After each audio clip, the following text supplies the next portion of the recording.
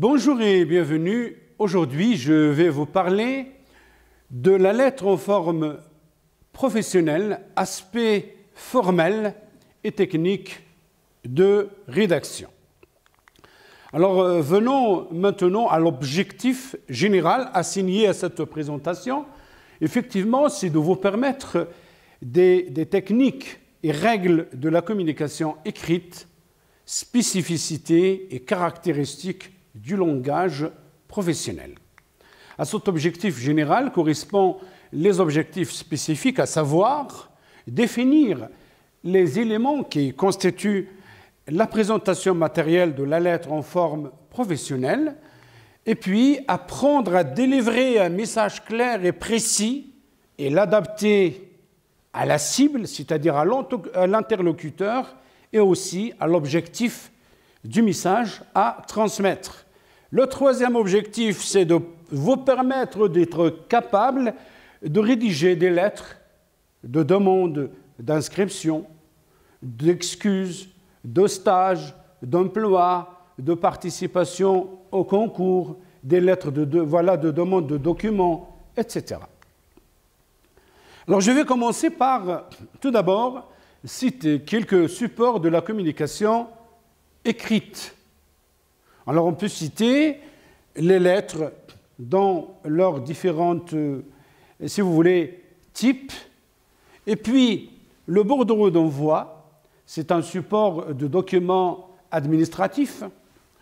Le rapport, un rapport d'études, un rapport de stage, un rapport d'activité. Le contenu, voilà le compte rendu d'une réunion, d'une assemblée générale, par exemple, l'annonce, l'avis, un appel à candidature, un appel à participation, le PV d'une commission.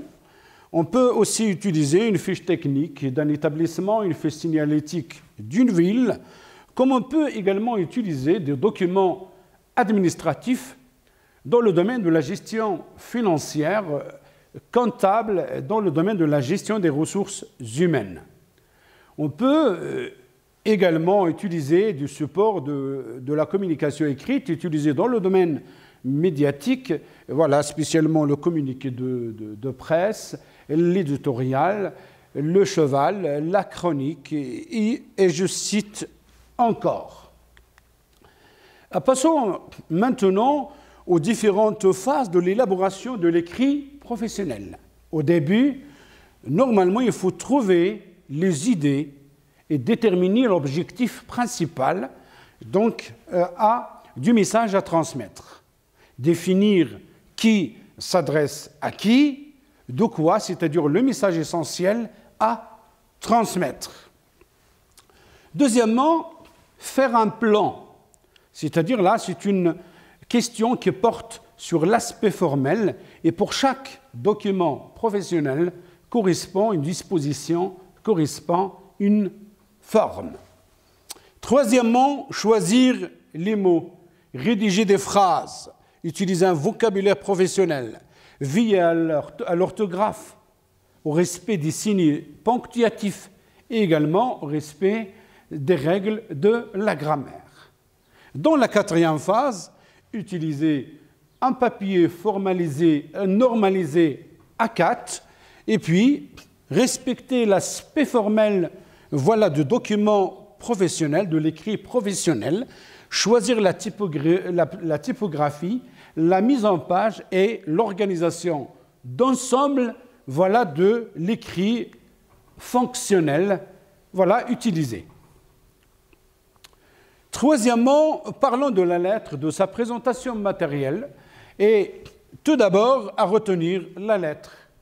C'est un espace à organiser, c'est-à-dire le message, ce n'est pas tout simplement le contenu qui est important, mais aussi la forme, c'est-à-dire l'habillage du message. Alors, pour rédiger une lettre, comme vous allez le remarquer, tout d'abord, préciser la date au haut, la ville, la date, le jour, le mois et l'année. Précisons aussi le destinataire, donc son adresse, son téléphone et son mail éventuellement. Souscription à qui on s'adresse, donc le destinataire ou le récepteur, voilà, et puis à monsieur le directeur, à monsieur le président, et puis définir aussi la qualité et la ville du destinataire. Voilà, par suite à la souscription, définir l'objet de la lettre, qu'il soit bref, qu'il soit précis. Par la suite, il faut préciser les références. Donc, est-ce qu'on écrit suite à une situation précédente? Et dans ce cas-là, il faut préciser, est-ce qu'il s'agit d'un texte juridique auquel il faut faire référence? Est-ce qu'il s'agit d'une annonce? Est-ce qu'il s'agit d'un appel à candidature paru, publié sur un site? Est-ce qu'il s'agit d'une note, une note ministérielle? Et dans ce cas-là, il faut préciser le numéro et la date, de documents de référence. Par la suite, la formule d'appel. Monsieur le directeur, monsieur le président, monsieur le gouverneur, monsieur le doyen. Donc, c'est pour exprimer une atténuation polie vis-à-vis de notre interlocuteur. Par la suite, la formule d'attaque, c'est-à-dire exprimer en peu de mots le message essentiel à transmettre. On peut également ajouter un autre paragraphe dans le corps de la lettre, soit pour parler de soi, soit pour parler de ses motivations, soit pour présenter des arguments. Ça dépend de la nature de la lettre et du message à transmettre. Pour clore la lettre, il faut donc exprimer des allocutions, des mots de politesse, dont la formule de politesse, on l'appelle aussi la prise de congé. Signé à la fin en précisant le nom, le prénom du signataire. Et si vous avez donc à présenter des pièces jointes, il faut le mentionner en bas, voilà du côté gauche.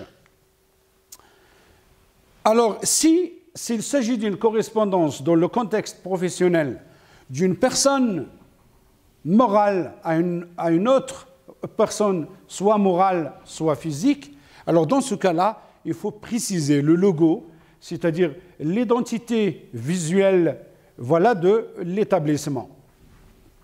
Et si, préciser le destinataire et le destinataire. La même chose aussi, il faut préciser l'objet, préciser la référence.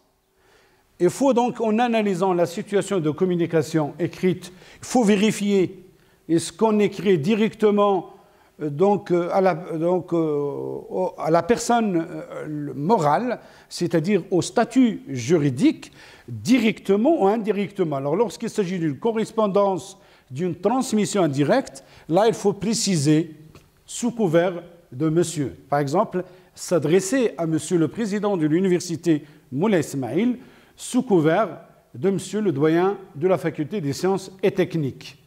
On peut également préciser l'ampliation. L'ampliation, lorsqu'il s'agit d'un même document, d'une même lettre, une invitation par exemple, adressée à un certain nombre de personnes. Alors dans ce cas-là, on peut préciser dans l'ampliation toutes les personnes qui ont reçu le même document. La caractéristique d'un document professionnel, d'une lettre dans sa forme professionnelle, adressée par une personne morale à une autre, soit physique, soit morale, donc c'est d'être enregistré. C'est-à-dire il doit porter un numéro de départ avec la date d'immatriculation. Et puis aussi, là on peut trouver en bas de page ce qu'on appelle l'en-tête, un papier en tête où figure l'adresse, les mails, le téléphone et si vous voulez, tous les renseignements concernant l'établissement. Lorsque cette lettre est reçue par le destinataire, elle peut être l'objet d'une immatriculation d'un enregistrement, c'est-à-dire courrier arrivé en précisant le numéro de l'arrivée et le numéro également et la date aussi de l'arrivée. Les deux documents qui sont devant vous distinguent effectivement entre la lettre dans sa forme personnelle et la lettre dans sa forme professionnelle. Comme vous allez le remarquer ici, on dit « mon cher Nathan ». Donc ici donc, on utilise un style subjectif. Et puis, avec « cher », c'est-à-dire avec des adjectifs ayant une charge si vous voulez, émotionnelle. Alors, c'est ce qui n'est pas effectivement permis dans la correspondance professionnelle, qui porte d'ailleurs un logo. Là, il n'y a pas de logo.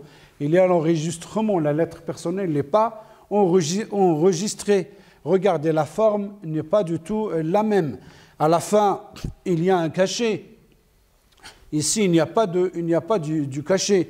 Là, on utilise le vous voyement pour exprimer la politesse. Là, on peut utiliser le tu. J'espère que tu vas bien et que ta nouvelle année commence bien.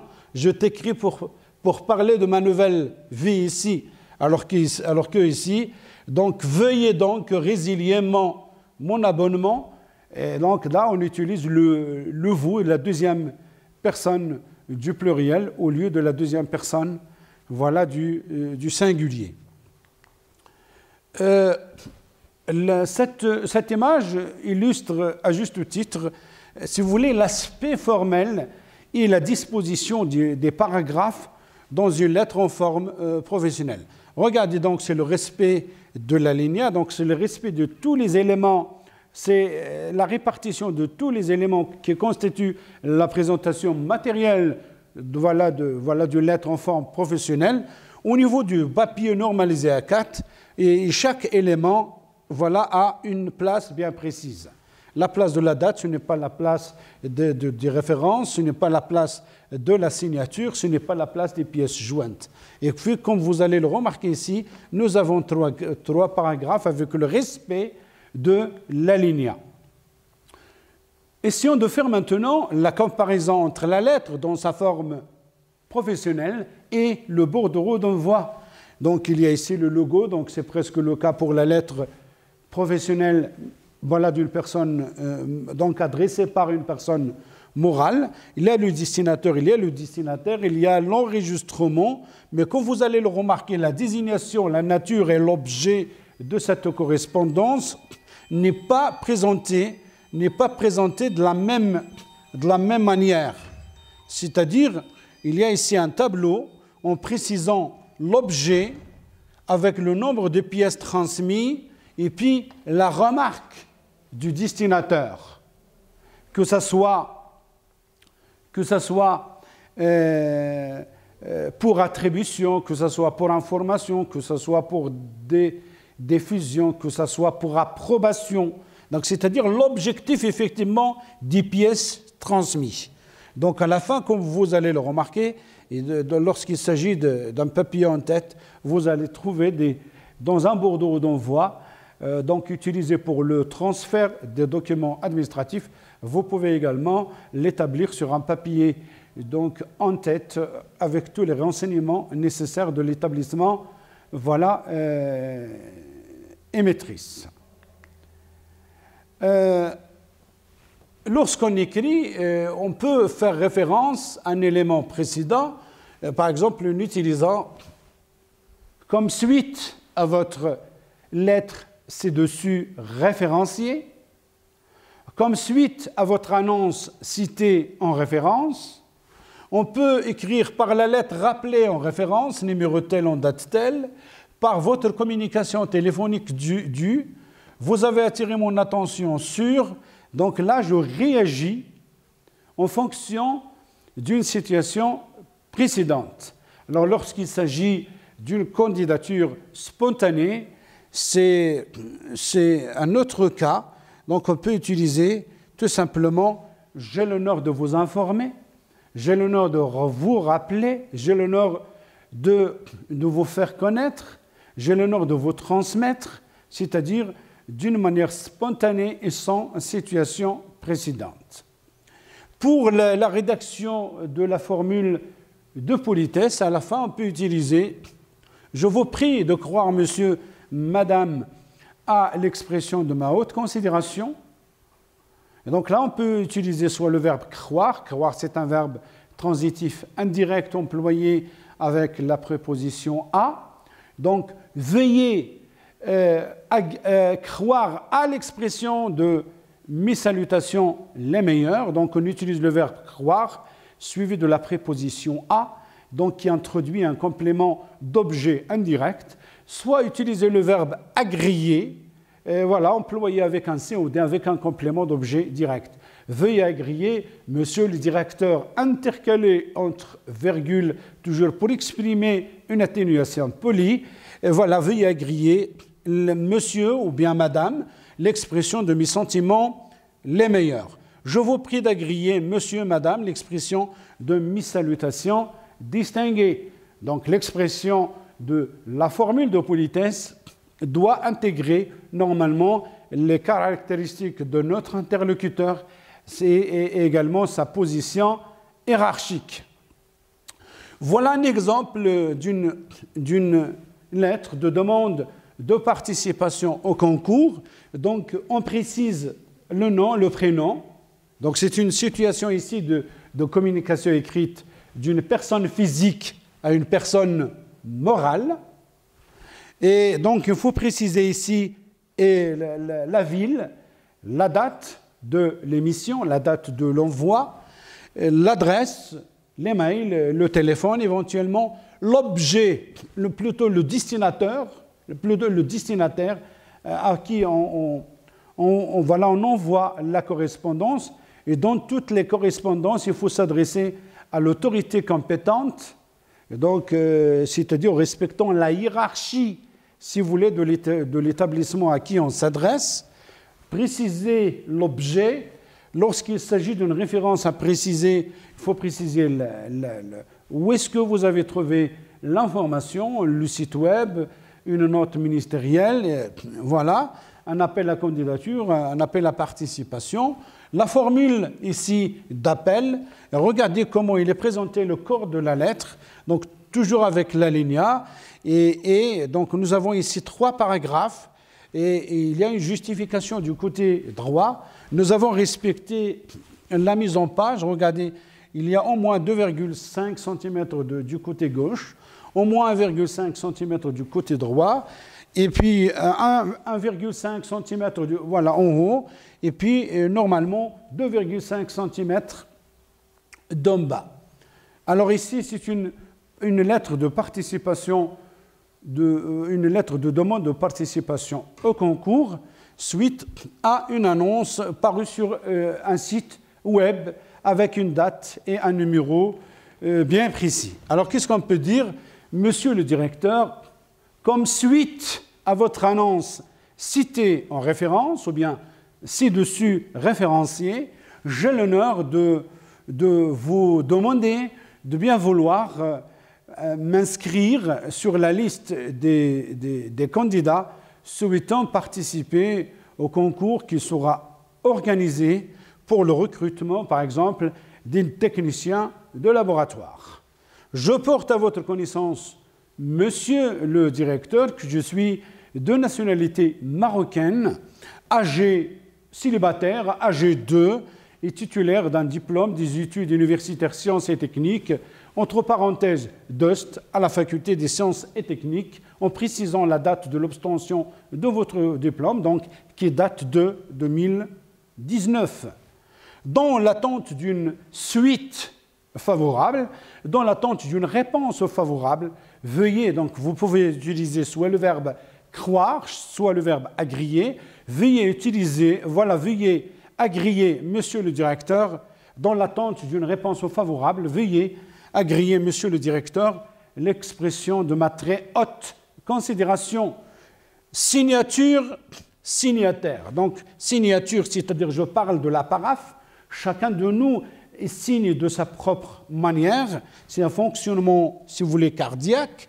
Le prénom, donc, il faut désigner le prénom et le nom, c'est-à-dire la désignation du signataire. Du côté gauche, vous allez normalement mentionner le dossier de candidature et puis toutes les pièces voilà, que comporte votre dossier de candidature dans la rubrique ici 6 juin. Alors rappelez-vous, lorsque nous avons parlé autrefois de la fonction esthétique de la communication, il faut donner l'importance à l'esthétique du message, que ce soit de point de vue disposition, de point de vue forme, de point de vue mise en page, de point de vue également les mots utilisés et de point de vue également cohérence du message. On peut, rappelez-vous, lorsque nous avons parlé de l'allitération, c'est-à-dire la redondance excessive d'une consonne, je peux par exemple voilà, dire, et vous allez remarquer qu'il y a le R, c'est la vibrante qui se répète, j'ai l'honneur de vous prier, de bien vouloir m'inscrire sur la liste des candidats.